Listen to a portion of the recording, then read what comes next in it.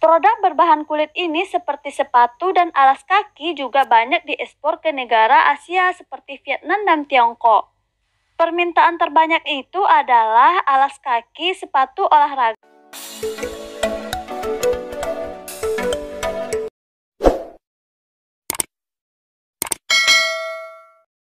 Hai, ketemu lagi di channel CGGD. Terima kasih ya telah mampir. Nah, sebelum itu, salam dulu kita. Assalamualaikum warahmatullahi wabarakatuh.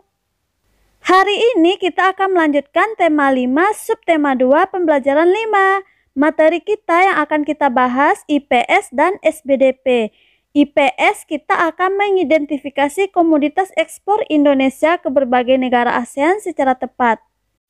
SBDP yaitu mengidentifikasi ciri-ciri poster secara tepat. IPS dulu ya. Sebelum kita membahas komoditas ekspor dan impor Indonesia, kita harus tahu dulu dengan kekayaan alam yang ada di Indonesia. Tahukah kamu Indonesia memiliki kekayaan alam yang melimpah? Mari kita amati peta berikut ini. Di peta ini tergambar begitu banyak sumber daya alam Indonesia, baik hayati maupun non-hayati, seperti hasil industri, hasil pertanian, hasil hutan, hasil peternakan dan perikanan, serta hasil pertambangan. Mari kita lihat peta hasil bumi pertanian Indonesia. Ini hanya hasil pertanian. Nah, kita bisa lihat begitu banyaknya hasil pertanian Indonesia. Ada cengkeh, coklat, kelapa, karet, kopi, kina, kelapa sawit, hasil hutan, minyak kayu putih, kapuk, tembakau, jagung, teh, pala, sagu, rotan, padi. Mari kita lihat pula persebaran barang tambang. Ini adalah persebaran barang tambang yang ada di Indonesia. Bisa kita lihat ada aluminium, asbes, aspal, batu bara, dan sebagainya. Bisa terlihat di sini, di peta ini. Di kelas 4 kita sudah belajar ini kan? Begitu banyaknya sumber daya alam yang ada di Indonesia. Mari kita lihat pula hasil industrinya. Di sini kita lihat mulai dari Sabang sampai Merauke juga kita mempunyai hasil industri yang banyak. Ada rokok, tekstil, kertas, industri kereta api, obat-obatan, dan sebagainya. Kayak kita kan sumber daya alam. Itu hanya sebagian contoh saja. Jika kita bahas lebih dalam, tentu makin banyak hasil-hasil alam Indonesia. Ini semua tentu bisa memenuhi kebutuhan dalam negeri maupun kebutuhan luar negeri. Untuk memenuhi kebutuhan luar negeri, maka Indonesia melakukan kerjasama dengan negara-negara ASEAN. Salah satunya melakukan kegiatan ekspor. Sedangkan untuk memenuhi kebutuhan dalam negeri, Indonesia melakukan kegiatan impor barang. Kegiatan mendatangkan atau memasukkan dagangan atau komoditas dari luar negeri disebut dengan mengimpor. Sedangkan kegiatan mengirim barang, dagangan atau komoditas ke luar negeri disebut dengan mengekspor. Apa saja ya barang ekspor dan impor Indonesia? Yuk kita bahas secara lengkap. Komoditas ekspor Indonesia dan negara tujuan. Ekspor merupakan proses transportasi komoditas atau barang dari suatu negara ke negara lain yang biasanya dilakukan oleh perusahaan dengan skala bisnis kecil sampai menengah sebagai strategi utamanya untuk bisa bersaing di tingkat internasional. Indonesia memiliki banyak komoditas yang diekspor ke berbagai negara di dunia. Berikut 7 komoditas ekspor Indonesia beserta negara tujuannya. 1. Makanan. Makanan ini banyak yang diekspor ke berbagai negara di seluruh dunia. Di Amerika Serikat, udang dibekukan merupakan permintaan tertinggi yang terus mengalami kenaikan setiap tahunnya. Selain udang beku, ada juga margarin yang banyak diekspor ke Tiongkok. Tahukah kamu, saat ini Indonesia mendominasi pasar minyak sawit di dunia dengan produksi mencapai 31 juta ton per tahun. Indonesia sempat mengandalkan produksi sawit hingga tahun 2030. Minyak kelapa sawit menjadi industri makanan yang banyak diekspor ke berbagai negara seperti Belanda dan Nigeria. Kedua, kayu. Kayu juga diekspor ke berbagai negara oleh Indonesia, terutama kayu lapis yang ada di PT Kayu Lapis Indonesia. Ini sudah menjalar kemana-mana, sampai ke Tiongkok, ke Jepang, dan ke berbagai negara. 3. Tekstil. Nah, pasar terbesar Indonesia itu untuk tekstil adalah Amerika Serikat. Yang diekspor apa? Pakaian jadi, pakaian rajutan, kaos kaki rajutan, dan sebagainya. 4. Produk berbahan kulit. Nah, produk berbahan kulit ini seperti sepatu dan alas kaki juga banyak diekspor ke negara Asia seperti Vietnam dan Tiongkok. Permintaan terbanyak itu adalah alas kaki, sepatu olahraga, kulit yang disama. Nah, sepatu olahraga banyak diekspor ke Tiongkok. Hal ini mengalami kenaikan pada tahun 2015. Selain Tiongkok, Indonesia juga banyak mengekspor barang dari kulit dan kulit buatan ke Australia, Malaysia, dan Hawaii.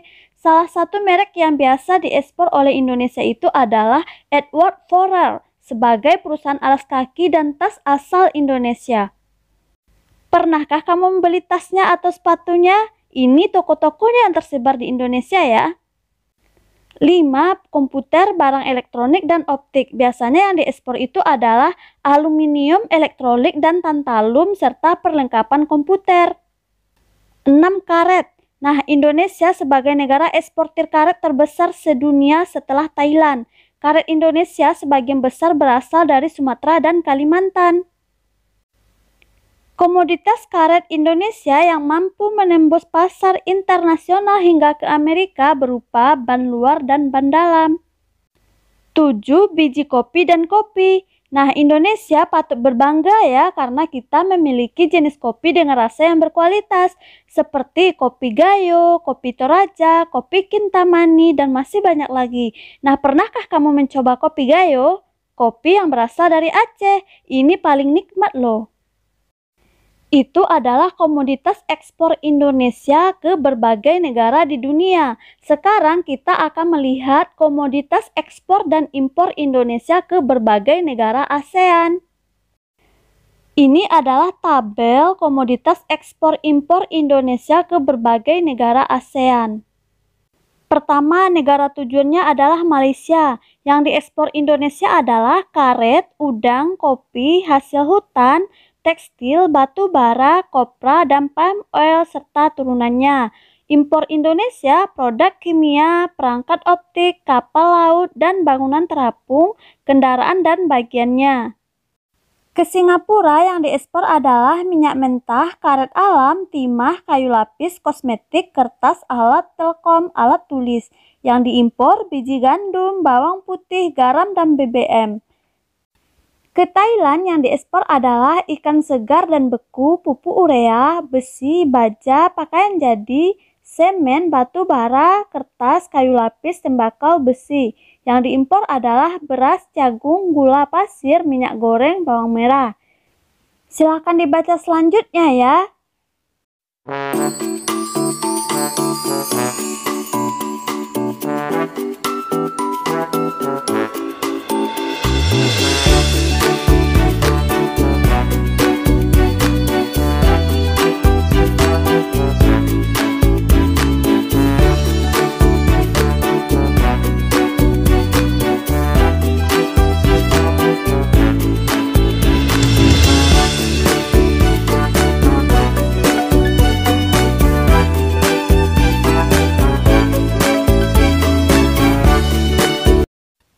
Lanjut ke materi SBDP ya, yaitu poster.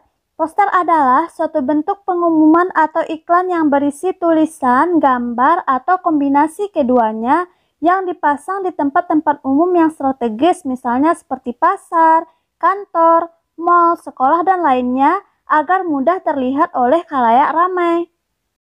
Poster ada banyak macamnya, seperti poster niaga, berisi penjualan suatu produk. Poster pelayanan masyarakat mengenai layanan masyarakat. Poster kegiatan isinya mempublikasikan suatu kegiatan. Poster pendidikan isinya seputar pendidikan. Poster kampanye tujuannya mengambil simpati masyarakat. Poster film isinya biasanya mempromosikan sebuah film. Poster riset tujuannya mempromosikan suatu riset. Poster komersial adalah poster yang tujuannya mempromosikan barang dan sebagainya. Masih banyak lagi ya contoh lainnya. Adapun ciri-ciri poster, pertama, poster dibuat dengan desain grafis yang berisi komposisi teks dan gambar. 2. Poster biasanya dipasang atau ditempelkan pada dinding dengan permukaan datar atau tempat umum lainnya sehingga menarik perhatian publik. 3. Poster dibuat dengan kombinasi warna yang kontras dan kuat. 4. Di dalam poster terdapat pesan dan bahasa yang singkat, padat, jelas sehingga mudah dipahami oleh orang yang melihatnya. 5. Informasi atau pesan di dalam poster pada umumnya mengandung ajakan atau bersifat persuasif.